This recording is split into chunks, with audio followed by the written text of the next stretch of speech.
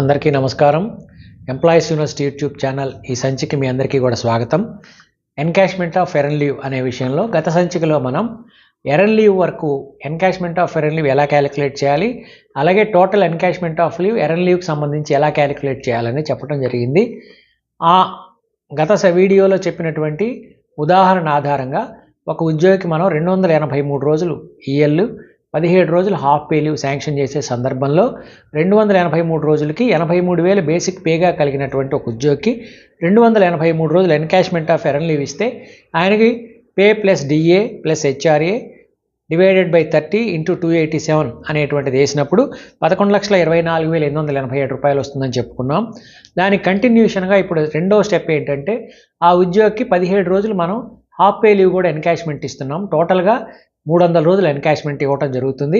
కాబట్టి 17 రోజులకి half pay leave ఎంత అమౌంట్ వస్తుందనేది ఎలా క్యాలిక్యులేట్ చేయాలనేది ఇప్పుడు చూద్దాం. హాఫ్ పే లీవ్ ఎన్కాష్మెంట్లో హెచ్ఆర్ఏ అనేది ఉండదన్నమాట, పే ప్లస్ డిఏ మాత్రమే ఉంటుంది. ఉదాహరణకి ఈ ఉద్యోగికే 83,000 బేసిక్ పేగా ఉంది, అలాగే 27,946 రూపాయలు 33.67% డిఏ లెక్కన డిఏగా ఉంది. ఈ రెండు కలుపుకోవాలి, హెచ్ఆర్ఏ కలపకూడదు. హాఫ్ పే లీవ్ ఎన్కాష్మెంట్ వేసేటప్పుడు పే ప్లస్ డిఏ అప్పుడు వేస్తే 83,000 ప్లస్ 27,946 అనే క్యాలిక్యులేషన్ వేస్తే 1,10,946 రూపాయలు అనేది అమౌంట్గా వస్తుందన్నమాట.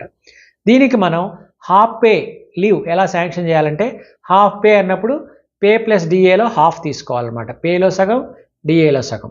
సో ఇప్పుడు పే ప్లస్ డిఏ 1,10,946 వచ్చింది కాబట్టి 1,10,946 బై 2 ఇంటూ 1/30 చేస్తే ఒక రోజుకి హాఫ్ పే ఎంతో వస్తుంది, ఇంటూ మనం 17 రోజులు లీవ్ ఎన్కాష్మెంట్ ఇస్తున్నాం కాబట్టి ఇంటూ 17.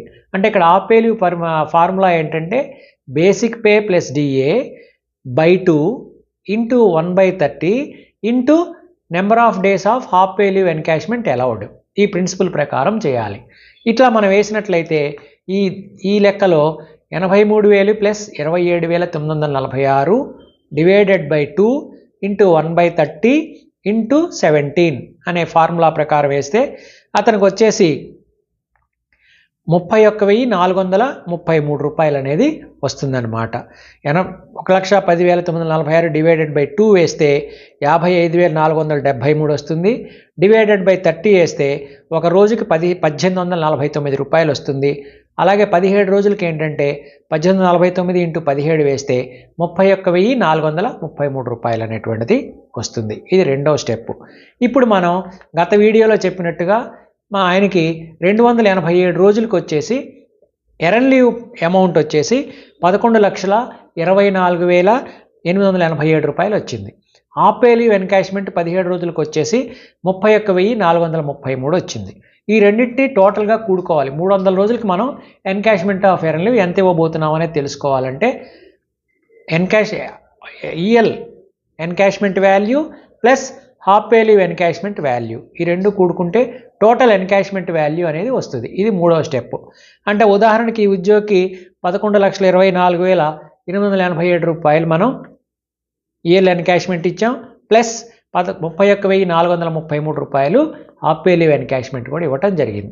ఇప్పుడు టోటల్గా ఆయనకి 300 రోజులకి మనం ఆ ఎన్కాష్మెంట్ ఆఫ్ ఎర్న్ లీవ్ ఇచ్చే అమౌంట్ ఈ రెండు కూడుకుంటే వచ్చే అమౌంట్ 11,54,320 రూపాయలు అనమాట. సో 83,000 బేసిక్ పే కలిగిన వ్యక్తి నవంబర్ 30వ తేదీ నాడు 2024 రిటైర్ అయిపోతే 33.67% డిఏ 10% హెచ్ఆర్ఏతో కలుపుకొని ఆయనకు వచ్చేటువంటి 287 రోజులకే ఈఎల్ ప్లస్ 17 రోజులకు హాఫ్ పే లీవ్ ఎన్కాష్మెంట్ చేసిన సందర్భంలో వచ్చేటువంటి టోటల్ మొత్తం encashment of earn leave amount ఎంతంటే 11,54,320. ఇది తీసుకున్న తర్వాత ఇప్పుడు మనం ఫస్ట్ స్టెప్లో ఆయన ఉమ్మడి రాష్ట్రంలో ఎన్ని రోజులు పనిచేశాడు, ప్రత్యేక రాష్ట్రంలో ఎన్ని రోజులు పనిచేశాడని క్యాలిక్యులేషన్ చేసి పెట్టుకున్నాం. ఆ క్యాలిక్యులేషన్ ప్రకారం ఏంటంటే ఆయన ఉమ్మడి రాష్ట్రంలో 9,764 రోజులు పనిచేశాడు.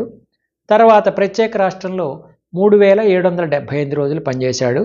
టోటల్గా కలిపి ఆయన సర్వీస్లో 13,542 రోజులు పనిచేశాడని మనం స్టెప్ 1లో స్టెప్ 2లో క్యాలిక్యులేషన్ చేశాం.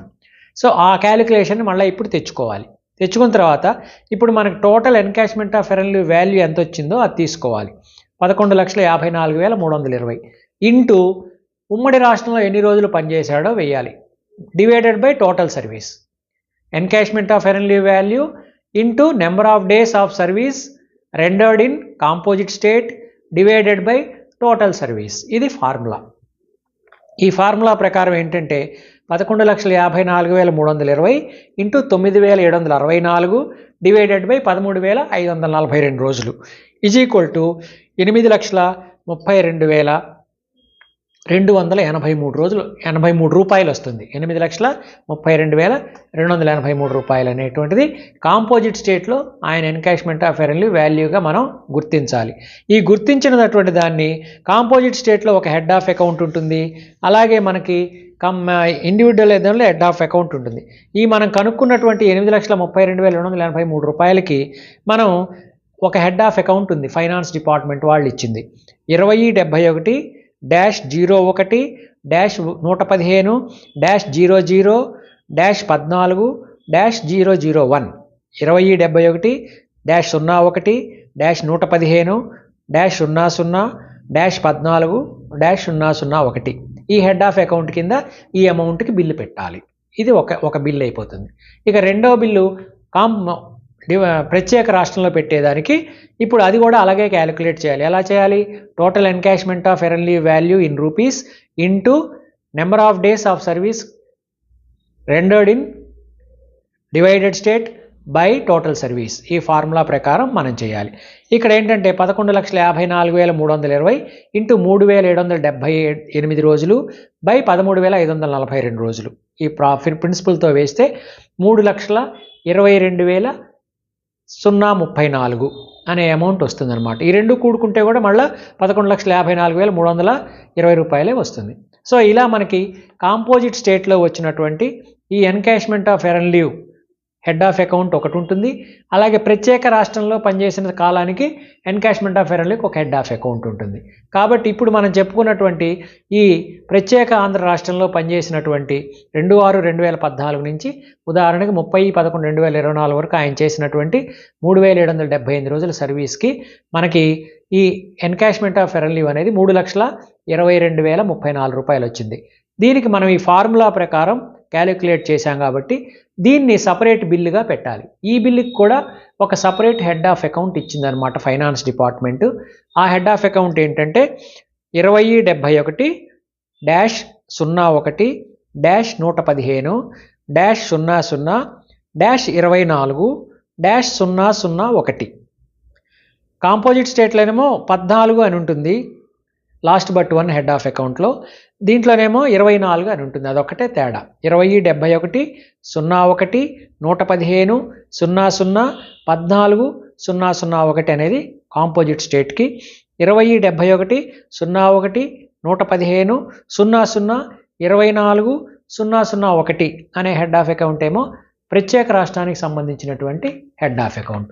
ఈ రకంగా మనం ఏంటంటే ఎన్కాష్మెంట్ ఆఫ్ ఎర్న్ లీవ్ అమౌంట్ని కనుక్కోవాలి. ఫస్ట్ ఎన్కాష్మెంట్ ఆఫ్ ఎర్న్ లీవ్కి ఎన్ని రోజులు ఈఎల్ అర్హత ఉందో తెలుసుకోవాలి. ఒకవేళ 300 రోజులకి తగ్గితే హాఫ్ పే లీవ్ ఎన్ని రోజులు ఉంటే అది 300 రోజులకు మించకుండా హాఫ్ పే లీవ్ ఎన్కాష్మెంట్ ఇవ్వాలి. తర్వాత ఆయన చేసినటువంటి సర్వీస్ ఎంతో కనుక్కొని ఉమ్మడి రాష్ట్రంలో ఎంత సర్వీస్ చేశాడు, ప్రత్యేక రాష్ట్రంలో ఎంత సర్వీస్ చేశాడు అనేది రోజుల్లో కనుక్కోవాలి. మూడవ స్టెప్ వచ్చేసి ఆయనకి ఎన్కాష్మెంట్ ఆఫ్ ఎర్న్ లీవ్కి శాలరీ వాల్యూ ఎంతో కనుక్కోవాలి, గ్రాస్ శాలరీ ఎంతో కనుక్కోవాలి. దాని ఆధారంగా మనం encashment of earn leave amount కనుక్కోవాలి. నాలుగో స్టెప్ వచ్చేసి హాఫ్ పే లీవ్, ఆయనకి మనం సరెండర్ లీవ్కి పర్మిట్ చేసిన హాఫ్ పే లీవ్ ఎన్ని రోజుల ఆధారంగా half pay leave encashment value కనుక్కోవాలి. ఇప్పుడు earn leave encashment value and half pay leave encashment value, total encashment of value అనేటువంటిది ఈ రెండు కూడి కనుక్కోవాలి. కనుక్కున్న తర్వాత ఆయన ఉమ్మడి రాష్ట్రంలో పనిచేసిన రోజుల ఆధారంగా ఉమ్మడి రాష్ట్రం హెడ్ ఆఫ్ అకౌంట్ కింద ఎంత అమౌంట్ మనం encashment of earn leave bill వేయాలో కనుక్కోవాలి. అలాగే ఆయన ప్రత్యేక రాష్ట్రంలో పనిచేసినటువంటి రోజుల ఆధారంగా మనం ఈ ప్రత్యేక రాష్ట్రంలో పనిచేసిన బిల్ అమౌంట్ కనుక్కొని ఆ హెడ్ ఆఫ్ అకౌంట్ కింద బిల్లు పెట్టాలి. ఈ రకంగా ఎన్కాష్మెంట్ ఆఫ్ ఎర్న్ లీవ్కి 2 బిల్లులు పెట్టుకోవాల్సినటువంటి అవసరం ఉందన్నమాట. అయితే ఇక్కడ మనం గమనించవలసింది ఏంటంటే, ఒకవేళ ఆ ఉద్యోగి మీద ఏదైనా డిసిప్లినరీ కేసులు కనుక పెండింగ్ ఉంటే ఆ డిసిప్లినరీ కేసు మనం పరిశీలించాలి. ఫస్ట్ పరిశీలించి ఒకవేళ ఆ ఛార్జ్ మెమోలో కనుక ఏదైనా ఆర్థికపరమైనటువంటి ఎలిగేషన్స్ ఉంటే ఆ అమౌంట్ ఎంతైతే ఆర్థికపరమైన ఛార్జెస్లో ఉందో ఆ అమౌంట్ని ఆపేసి మిగిలిన అమౌంట్ని శాంక్షన్ చేసి మంజూరు చేయాలన్నమాట. అలాగే కొంత అమౌంట్ కనుక ఉన్నట్లయితే కొంత అమౌంటే ఆపేసి మిగిలిన అమౌంట్ రిలీజ్ చేయవచ్చు అనమాట. ఈ ఎన్కాష్మెంట్ ఆఫ్ ఎర్న్ లీవ్ మన ప్రొసీడింగ్స్ ఇచ్చేటప్పుడు ఆ మేరకు మనం సర్టిఫికెట్ ఇవ్వాలన్నమాట. Certified that the employee is having disciplinary cases and an amount of rupees so and so is withhold అని ఒక సర్టిఫికెట్. లేదా ఆయన మీద ఎలాంటి డిసిప్లినరీ కేసులు కానీ కోర్టు కేసులు లేకపోతే certified that there are no pending disciplinary cases or court cases అనే సర్టిఫికెట్ ఇవ్వాలన్నమాట. ఇది రెండవది. తర్వాత ఈ టెర్మినల్ లీవ్కి కనుక ఈ ఎన్కాష్మెంట్ ఆఫ్ ఎర్న్ లీవ్ ఒక ఉద్యోగి రిటైర్ అయినప్పుడు కానీ ఆయన చనిపోయినప్పుడు కానీ మనం encashment of earn leave sanction చేయడానికి సర్వసాధారణంగా ఆర్థిక శాఖ ఇచ్చినటువంటి ఉత్తర్వులు అనుసరించి ఆయన ఏ ఆఫీస్లో అయితే పనిచేస్తున్నాడో ఆ ఆఫీస్ హెడ్ ఆఫ్ ది ఆఫీసే కాంపిటెంట్ అథారిటీగా నిర్ణయించి ఈ encashment of earn leave amount అనేది శాంక్షన్ చేయటం జరుగుతుందన్నమాట. కాబట్టి ఈ వీడియోలో encashment of earn leave amount అనేది తెలియజేయడం జరిగింది. ఇంకా రాబోయే వీడియోలో మరికొన్ని సర్వీస్ అంశాలు తెలియజేయడం జరుగుతుంది. కాబట్టి మీరు ఇప్పటివరకు ఈ ఎంప్లాయీస్ యూనివర్సిటీ యూట్యూబ్ ఛానల్కి మీరు సబ్స్క్రైబ్ చేసుకోకపోతే సబ్స్క్రైబ్ చేసుకోండి. ఈ వీడియో నచ్చితే లైక్ చేయండి, మీ మిత్రులందరికీ కూడా షేర్ చేయండి. సర్వే జన సుజనా భవంతు, సర్వే సుజనా సుఖినో భవంతు.